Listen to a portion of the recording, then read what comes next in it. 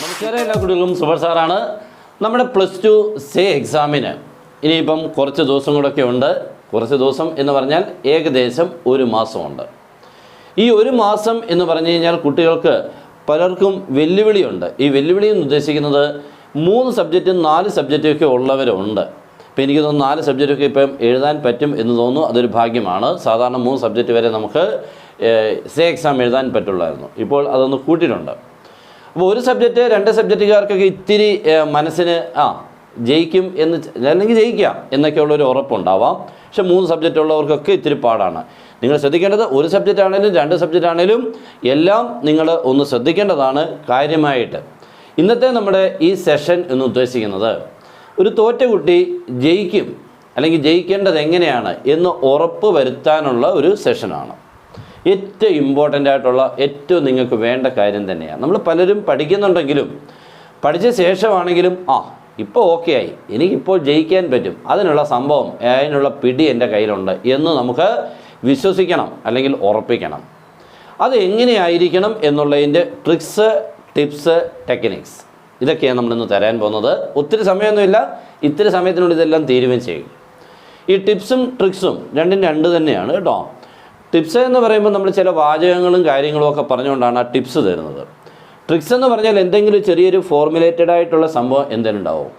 പിന്നെ ടെക്നിക്സ് എന്ന് പറഞ്ഞാൽ അതൊരു പ്രൊസീജിയറുമാണ്. ഓക്കെ, അത് കുറേ ഒരു പ്രൊസീജിയറായിട്ടുള്ളതാണ്. അപ്പോൾ ഇത് 3 ആണ്.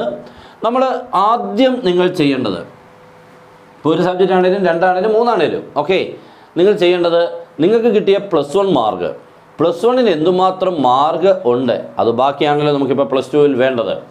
+1ന് കിട്ടിയ മാർക്ക് നിങ്ങളെല്ലാവരും എടുത്ത് ചെന്ന് എഴുതാം. മനസ്സിലുണ്ട്, ഞാനങ്ങ് എഴുതി കാണിക്കുകയാണ്. നമുക്കിപ്പോൾ ഫിസിക്സ്, കെമിസ്ട്രി, മാത്സ് ആണെങ്കിൽ നമുക്ക് ജയിക്കാൻ എത്ര വേണ്ടത്? 18 ആണ്.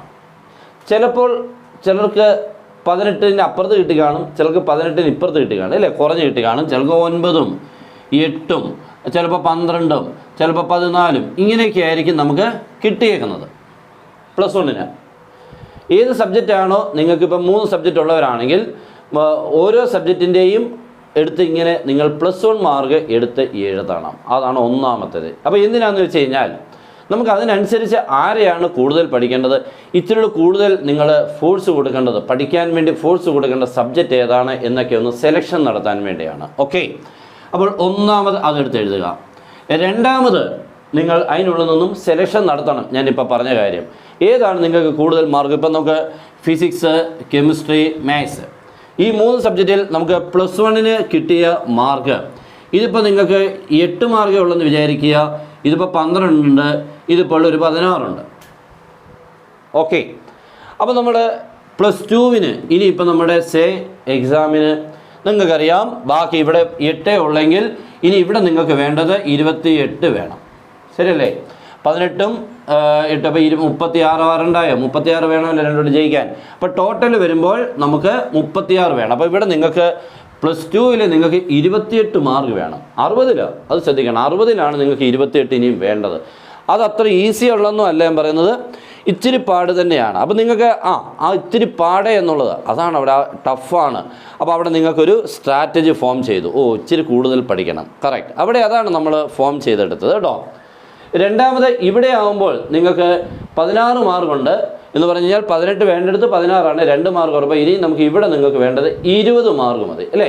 അപ്പോൾ നിങ്ങൾക്ക് അത്രയും മതി, കുഴപ്പമില്ലല്ലോ. അപ്പോൾ നമുക്ക് കെമിസ്ട്രിക്ക് അപ്പോൾ 20 മാർക്ക് മതി എന്ന് പറയുമ്പോൾ 28 വേണ്ട, ഇവിടെ 28 ഇവിടെ 20. അപ്പോൾ ആ തമ്മിലുള്ള വ്യത്യാസം തന്നെ കൂടുതലാണ്. അപ്പോൾ നിങ്ങൾക്ക് ഇത്തിരി ഒന്ന് കുറഞ്ഞാലും കെമിസ്ട്രി ഇച്ചിരി ഒന്ന് കുറച്ച് പഠിക്കുക എന്ന് പറഞ്ഞാൽ മറ്റേത് പഠിക്കുമ്പോൾ സമയം കിട്ടാതെ ഇത്തിരി കുറഞ്ഞാലും കുഴപ്പമില്ല എന്നുള്ളത്. ഓക്കെ, ഇനി ഇത് 12, ഇതിപ്പോൾ 12 ആണെങ്കിൽ നമുക്ക് വേണ്ടതിനും ഇത്ര വേണം, 24 മാർക്ക് വേണം, അല്ലേ?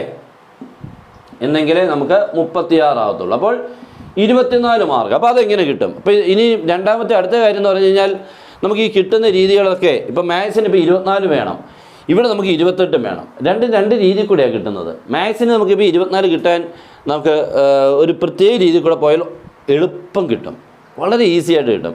ഫിസിക്സിൻ്റെ രീതി എന്ന് പറഞ്ഞാൽ വേറെ രീതി. അപ്പോൾ പഠിക്കുന്ന രണ്ടും 2 ആയിട്ടൊക്കെ തന്നെയാണ്. കെമിസ്ട്രി ആകുമ്പോൾ കാണാതെ പഠിക്കുക എന്നുള്ളതാണ് കൂടുതലും ഇപ്പോഴത്തെ കുട്ടികൾക്ക് ഏറ്റവും പറ്റുന്ന അബദ്ധം. വായിക്കാനുള്ള ആ ക്ഷമയില്ലായ്മ, അവിടെയാണ് നമ്മൾ ഈ കെമിസ്ട്രി ഈ പരുവത്തിൽ എത്തിച്ചേക്കുന്നത് കേട്ടോ. ആരുമേ എടുത്ത് വായിച്ച് പഠിക്കുന്നില്ലാത്തതുകൊണ്ടാണ്. അല്ലെങ്കിൽ നേരത്തെ കാലത്ത് കെമിസ്ട്രി ഒന്നും ഇങ്ങനെ തോക്കുന്ന പരിപാടിയില്ലായിരുന്നു കേട്ടോ. ഏറ്റവും നല്ല പയ്യൻ കെമിസ്ട്രി ആയിരുന്നു. ഇപ്പം ഏറ്റവും മോശപ്പെട്ടവൻ അവനാണ് കേട്ടോ.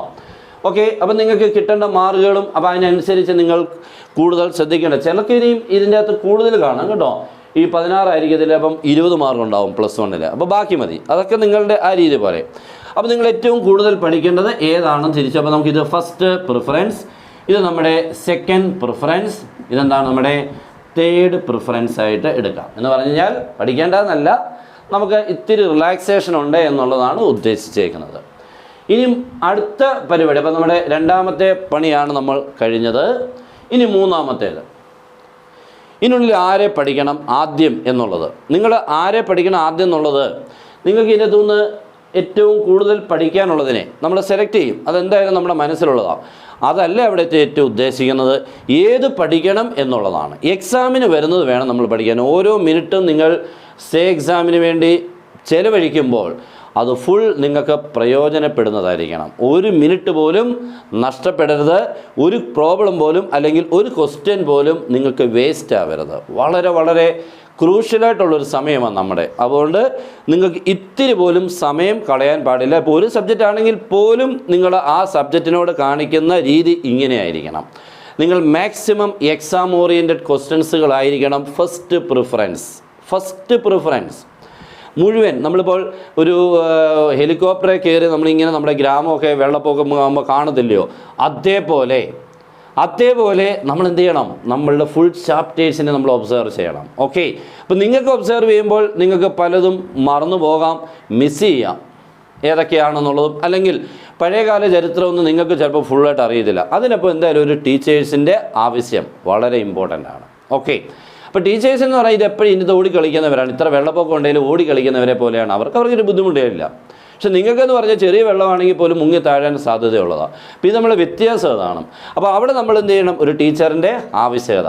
ടീച്ചർമാരപ്പോൾ അതിനെങ്ങനെയാണ് പറഞ്ഞു തരുന്നത്, ഏതാണ് പഠിക്കേണ്ടത് കൃത്യമായിട്ട് തരും. അപ്പോൾ നിങ്ങൾക്ക് വളരെ ഈസി ആയിട്ട് അവിടെ എത്താനും പറ്റും. അപ്പോൾ അങ്ങനെ നിങ്ങൾക്ക് ഏറ്റവും പഠിക്കേണ്ട ഉറപ്പിക്കുന്ന മാർഗമുള്ളതിനെ സെലക്ട് ചെയ്യുക. ഈ എല്ലായിടത്തുനിന്നും ഇപ്പോൾ ഫിസിക്സ് ആണെങ്കിലും കെമിസ്ട്രി ആണെങ്കിലും മാത്സ് ആണെങ്കിലും ഞാൻ ഈ പറഞ്ഞ സ്ട്രാറ്റജി സെയിം. ഓക്കെ, അങ്ങനെ ഇങ്ങോട്ട് സെലക്ഷൻ നടത്തി പഠിക്കേണ്ടതിൻ്റെ എല്ലാ മെറ്റീരിയലും നമ്മുടെ കയ്യിൽ എത്തണം. ഒരുമിച്ചല്ല, എല്ലാം കൂടെ ഒരുമിച്ച് വാരിക്കൂട്ടി വീട്ടിൽ കൊണ്ട് വെക്കുക എന്നുള്ളതല്ല. ഏകദേശം ഒന്ന് ഫോർമുലേറ്റ് ചെയ്ത് നമ്മൾ ഇത്രയൊക്കെ ഉണ്ട് എന്നിട്ട് പതുക്കെ അങ്ങോട്ട് എന്ത് ചെയ്യണം, ഇങ്ങനെ പതുക്കെ നമ്മളറിയില്ലയോ, പയ്യെ തിന്നാൽ പനയും തിന്നാം എന്ന് പഴയൊരു പഴഞ്ചൊല്ലാണ്. പയ്യെ തിന്നുക എന്നുള്ളത് നിങ്ങളുടെ ആ സ്പീഡ്, നിങ്ങൾ പഠിക്കുന്നതിൻ്റെ സ്പീഡ് വേണം, ടൈം, ഇത് രണ്ടും നിങ്ങൾ ഒരു പ്രൊപ്പോർഷനേറ്റായിട്ട് പോകാൻ രണ്ടും കൂടി. ആ രണ്ടിനെയും മനസ്സിൽ കരുതിക്കൊണ്ട് അത്രത്. പിന്നെ ഞാൻ പറഞ്ഞു, ഇപ്പോൾ നമുക്കൊരു 30 ഡേയ്സ് ഉണ്ടെങ്കിൽ നമുക്ക് അതിനൊരു 15 to 20 ഡേയ്സിനുള്ളിൽ നിങ്ങൾ ഏകദേശം പഠിച്ച് തീർക്കാനുള്ള സെലക്ഷൻ്റെ ഒരു 80% കംപ്ലീറ്റ് ആയിരിക്കണം.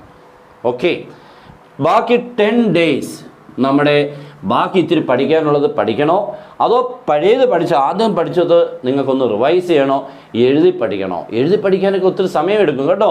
അതുകൊണ്ട് ഈ പഠിക്കുന്ന സമയമൊക്കെ നിങ്ങൾ ചുമ്മാ വായിച്ച് നോക്കി പഠിക്കുക എന്നുള്ള സ്ട്രാറ്റജി മാറ്റി കുത്തിപ്പിടിച്ചിരുന്ന് അങ്ങോട്ട് എഴുതണം. ഒരു മടിയും വിചാരിക്കല്ലേ, എല്ലാവരുടെ മുന്നിൽ ഞാൻ ജയിക്കും എന്നുള്ള ഒരൊറ്റ വിശ്വാസത്തിൽ, അല്ലെങ്കിൽ അങ്ങനത്തെ ഒരു പ്രതിജ്ഞയാണ് നമ്മുടെ മനസ്സിലെടുക്കുന്നത്. ഇനി ആളുടെ മുന്നിൽ നമ്മൾ തോൽക്കില്ല, ആര് ചോദിച്ചാലും ഞാൻ +2 പാസ്സായി, ഇപ്പോഴത്തെ ജയിച്ചവരുടെ ലെവലിലോ അല്ലെങ്കിൽ അതിൻ്റെ തൊട്ട് മണ്ടയ്ക്കോ നിൽക്കണം. ഓക്കെ, അതുകൊണ്ട് എല്ലാ വീട്ടുകാർ വളരെ ശ്രദ്ധിച്ചും അവർ വളരെ വിഷമിച്ചുമാണ് ഇരിക്കുന്നത്.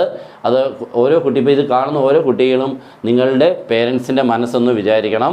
അതുമതി നിങ്ങൾക്ക് മോട്ടിവേറ്റ് ആയാൻ. വേറെ ഒരു കാര്യം വേണ്ട. അവരുടെ വാക്കുകളും പ്രവൃത്തികളും നിങ്ങളുടെ സമീപനവും അവർ മറ്റുള്ളവരോട് ഇപ്പോൾ പെരുമാറുന്നതൊക്കെ ഈ തോറ്റതിൻ്റെ ഒരു ചെറുതെന്നല്ല, ഒരു വലിയൊരു അംശം അവരുടെ പ്രകടമാണ്, അവരുടെ എല്ലാ പ്രവൃത്തിയിലും. അതെല്ലാം മാറ്റിയെടുക്കേണ്ട ഉത്തരവാദിത്വം നിങ്ങൾക്കുള്ളത്. കാരണം നിങ്ങൾക്ക് 2 വർഷം തന്നിരുന്നോ, പോയി പഠിയടാ, എല്ലാ സൗകര്യവും തന്നോ, പോയി പഠിക്കും, ഞങ്ങളെല്ലാ കാര്യങ്ങളും തരാം. പക്ഷേ നമ്മൾക്ക് എവിടെയൊക്കെയോ പാളിച്ച പറ്റിയതിൻ്റെ പേരിലാണ് ഇങ്ങനെയൊക്കെ സംഭവിച്ചത് അല്ലേ. ഇനി ഉണ്ടാവില്ല. ഈ ഒരൊറ്റ പ്രതിജ്ഞ എൻ്റെ അച്ഛനെയും അമ്മയെയും അല്ലെങ്കിൽ എൻ്റെ സഹോദരങ്ങൾ അല്ലെങ്കിൽ എൻ്റെ ബന്ധുക്കളുണ്ടല്ലോ, റിലേറ്റീവ്സ്, ഇവരെല്ലാം നമുക്ക് നമ്മുടെ പേരിൽ ഒരു വിഷമം ഉണ്ടാവരുത്. ഓക്കെ. അപ്പോൾ പിന്നെ ചില റിലേറ്റീവ്സ് ഉണ്ട്, ഇവൻ തോക്കേണ്ടവനായിരുന്നു എന്ന് വിചാരിക്കുന്നവരുണ്ട്. അവരുടെ മുന്നിൽ ഏറ്റവും നല്ല മാർക്കോടുകൂടി പാസ്സാവണം. അതുകൊണ്ട് ഉറക്കമൊക്കെ വളരെ കുറച്ച്, നമ്മൾ മറ്റുള്ള കാര്യങ്ങളിൽ ഏർപ്പെടുന്നത് കുറച്ച്, എല്ലാം നിങ്ങൾ അടിപൊളിയായിട്ട് മാറ്റിവെക്കണം. ഇത് കഴിഞ്ഞിട്ട് പിന്നെ സമയം ഇഷ്ടം പോലെ കിടക്കുകയില്ലേ, വർഷങ്ങൾ. പക്ഷേ ഇപ്പം നിങ്ങൾ തോറ്റുപോയാൽ ഇനിയും എന്ത് ചെയ്യും? വളരെ പ്രശ്നമായിട്ടുള്ളൊരു കാര്യമാണ് മുന്നിലുള്ളത്. അതുകൊണ്ട് നിങ്ങൾക്ക് ഇപ്പോൾ ഈ കിട്ടുന്ന സമയത്തിനെ മാക്സിമം നിങ്ങൾ പ്രയോജനപ്പെടുത്തണം. ആ രീതിയിൽ കൂടെ വേണം നിങ്ങളുടെ ഓരോ ചലനങ്ങളും. ഓക്കെ. അതുകൊണ്ട് നിങ്ങൾ ഇത്രയും കാര്യം ചെയ്യുമ്പോഴത്തേക്ക് നിങ്ങൾ ഉറപ്പിച്ചിരിക്കും, നിങ്ങൾ കോൺഫിഡൻസ് ലെവൽ നിങ്ങളുടെ ഏറ്റവും ഹൈ ആയിരിക്കും, ജയിക്കും എന്ന് ഉറപ്പിക്കണം. എന്ന് പറഞ്ഞാൽ നമ്മളിപ്പോൾ മാത്സിൻ്റെ കാര്യത്തിൽ നമ്മൾ മറ്റുള്ള സബ്ജക്റ്റ് കൊടുക്കുന്നുണ്ട്. മാത്സിൻ്റെ കാര്യമൊക്കെ ആകുമ്പോൾ എനിക്കറിയാം ഏത് പഠിക്കണം, ഇന്നത് പഠിച്ചാൽ ഒരാൾ ജയിച്ചിരിക്കും, ഇന്നത് പഠിച്ചാൽ മതി എന്നെനിക്ക് പറയാൻ പറ്റും. ഓക്കെ. അതേപോലെയുള്ള ക്ലാസ്സാണ് നമ്മൾ തരുന്നത്. എൻ്റെ ഫിസിക്സ് ഉണ്ട്, കെമിസ്ട്രി ഉണ്ട്. ഓക്കെ. അപ്പോൾ ഇനി ജോയിൻ ചെയ്യാൻ ഒത്തിരി കുട്ടികൾ ജോയിൻ ചെയ്യുന്നുണ്ട്. വർഷങ്ങളായിട്ട് നമ്മളിത് ചെയ്യുന്നതാണ്. അതുകൊണ്ട് നമുക്ക് വളരെ ഈസി ആയിട്ട് ഒരാൾ എളുപ്പത്തിൽ ജയിപ്പിക്കേണ്ട എല്ലാ വഴിയും കിട്ടും. നിങ്ങൾക്ക് അങ്ങോട്ട് പഠിച്ച് തുടങ്ങിയാൽ മതി. എന്തൊക്കെയാണ് പഠിക്കേണ്ടതെന്നുള്ള കൃത്യമായിട്ട് തരും. ഓക്കെ. നാലാമത്തെ, ഈ 20 ഡേയ്സൊക്കെ കഴിഞ്ഞ ശേഷം 10 ഡേയ്സിനുള്ളിൽ ഞാൻ പറഞ്ഞ പോലെ നിങ്ങൾ എന്ത് ചെയ്യണം? എല്ലാം ഒന്ന് പോയിൻറ്റ്സുകൾ, ഏതൊക്കെ ക്വസ്റ്റ്യൻസുകളാണ്, ഇതിപ്പോൾ നമ്മൾ മാത്സ് ആണെങ്കിൽ ഏതൊക്കെ ക്വസ്റ്റ്യൻസുകളാണ് നിങ്ങൾ പഠിക്കേണ്ടത് എന്നുള്ള കൃത്യമായിട്ട് അങ്ങോട്ട് ചെയ്യണം. ഓക്കെ. 2 കെമിസ്ട്രി ആണെങ്കിൽ അതേപോലെ, ഫിസിക്സ് ആണെങ്കിൽ അതേപോലെ, ലാസ്റ്റിൽ ഒരു സമ്മറി മീൻസ് കൺക്ലൂഷൻ. ഓക്കെ. ഈ conclusion part is very important. Because നമുക്ക് ഏകദേശം പഠിക്കേണ്ടതിൻ്റെ ഏകദേശം കംപ്ലീറ്റ് ചെയ്തു. ഇനി അതിനെ ഒന്ന് വൃത്തിയായിട്ടൊന്ന് എടുത്ത് തീർക്കുക എന്നുള്ളതാണ്. ഇത്രയും കാര്യങ്ങളാണ് നിങ്ങൾ ചെയ്യേണ്ടത്. ഓക്കെ. ഇതൊന്ന് പറയാൻ വേണ്ടിയായിരുന്നു വന്നത്. അപ്പോൾ എല്ലാവരും ഇപ്പോൾ നിന്നിരുന്ന ആ വിശ്വാസത്തിന് മണ്ടയ്ക്കോട്ട് കയറട്ടെ, നമുക്കോട്ട് പഠിക്കട്ടെ. പഠിച്ച് വേണം നമ്മുടെ മനസ്സിൻ്റെ വിശ്വാസം കൂട്ടിയെടുക്കാൻ. അല്ലാതെ ചുമ്മാതിരുന്നിട്ടോ വിഷമിച്ചിട്ടോ ഒന്നും കാര്യമില്ല. വിഷമമൊക്കെ മാറ്റിവെക്കുക. ഉണ്ടായിരുന്നു, ഇല്ലെന്ന് പറയാൻ പറ്റത്തില്ല, മാറ്റിവെക്കുക. നമ്മളിനിയും ജയിക്കാൻ വേണ്ടിയുള്ള പാതയിലോട്ട് നടന്ന് നീങ്ങുക, സ്പീഡിൽ, ഏറ്റവും കോൺഫിഡൻസോടുകൂടി. ഓക്കെ. അപ്പോൾ എല്ലാവരും അടിപൊളിയായിട്ട് പഠിക്കുക. മാക്സിമം നല്ലപോലെ നമ്മൾ മാക്സിമം ചെറിയ ക്ലാസ്സുകളൊക്കെ തരാം. അതിൽ കൂടുതൽ നമുക്ക് പറ്റില്ല, എല്ലാ കാര്യങ്ങളും ഇല്ലേ. അപ്പോൾ കൊച്ചു ക്ലാസ്സുകളെ നമുക്ക് തരാൻ പറ്റുള്ളൂ. അതുകൊണ്ട് നിങ്ങൾക്ക് കുറച്ച് കാര്യങ്ങളൊക്കെ നല്ല രീതിയിൽ കൂടെ വിടും. പിന്നെ നിങ്ങൾക്ക് ഏറ്റവും മനസ്സിലാവുന്ന രീതിയിൽ കൂടെ നമ്മൾ അത് പ്രസൻറ്റ് ചെയ്തുള്ളൂ കേട്ടോ. ഒരു കുട്ടി പോലും അറിയാൻ വയ്യ എന്ന് പറയല്ലേ, മനസ്സിലായില്ല എന്ന് പറയരുത്, അത് നമുക്ക് വിഷമമാണ്. അതുകൊണ്ട് ഏറ്റവും ഏത് ലെവൽ വരെയും നമുക്ക് എത്തി ആ മോശമുള്ളൊരു കുട്ടി അല്ലെങ്കിൽ പഠിക്കാൻ ബുദ്ധിമുട്ടുള്ളൊരു കുട്ടിക്ക് പോലും മനസ്സിലാവുന്ന ഭാഷയിൽ നമ്മൾ സംസാരിക്കുള്ളൂ. ഓക്കെ. അപ്പോൾ എല്ലാവരും നല്ലപോലെ പഠിക്കുക. മാക്സിമം ഇതൊന്ന് ഷെയർ ചെയ്യുക. ഒത്തിരി കുട്ടികൾ ഇത് ആവശ്യമായിട്ടുള്ളതുണ്ട്. ഏതെങ്കിലും ചെറിയൊരു തീപ്പൊരി അല്ലെങ്കിൽ ചെറിയൊരു ഇത് മതി അവർക്ക് പഠിച്ചങ്ങോട്ട് തുടങ്ങാൻ. ഓക്കെ. അപ്പോൾ അതിനുവേണ്ടിയാണ് നമ്മളിങ്ങനെ ക്ലാസ്സുകളും കാര്യങ്ങളൊക്കെ നിങ്ങളുടെ മുന്നിൽ എത്തിക്കുന്നത്. അപ്പോൾ എല്ലാവരും പഠിക്കുമല്ലോ, അടിപൊളിയായിട്ട്. ചെറിയ രീതികളല്ലല്ലോ, ടൈം മാക്സിമം സ്പെൻഡ് ചെയ്യണം. അല്ലാതെ ഞാൻ ഇന്ന് ഒത്തിരി പഠിച്ചു ഇനി കിടന്ന് ഉറങ്ങിയേക്കാം, അല്ലെങ്കിൽ കുറേ വീഡിയോസുകൾ അല്ലെങ്കിൽ നമ്മൾ ചുമ്മാ അത് പറഞ്ഞ മൊബൈലൊക്കെ ഒന്ന് കണ്ടേക്കാം. വേണ്ട. ഇത്തിരി കൂടുതൽ സമയം കിട്ടിയാൽ ഇത്തിരി കൂടുതൽ പഠിച്ചേക്കണം. ഒന്നുകിൽ പഠിച്ചത് റിവിഷൻ നടത്തുക, അല്ലെങ്കിൽ പുതിയ കാര്യങ്ങൾ പഠിക്കാൻ ശ്രമിക്കുക. ഓക്കെ.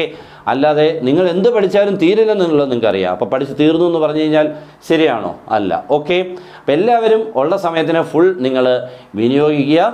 ഈ ഒരൊറ്റ മാസം നമ്മുടെ ജീവിതത്തിൻ്റെ വർഷങ്ങൾക്ക് ശേഷം വരെയും സന്തോഷിക്കാനും സമാധാനിക്കാനും ഉള്ളൊരു മാസമായിട്ട് വിചാരിക്കുക. ഓക്കെ.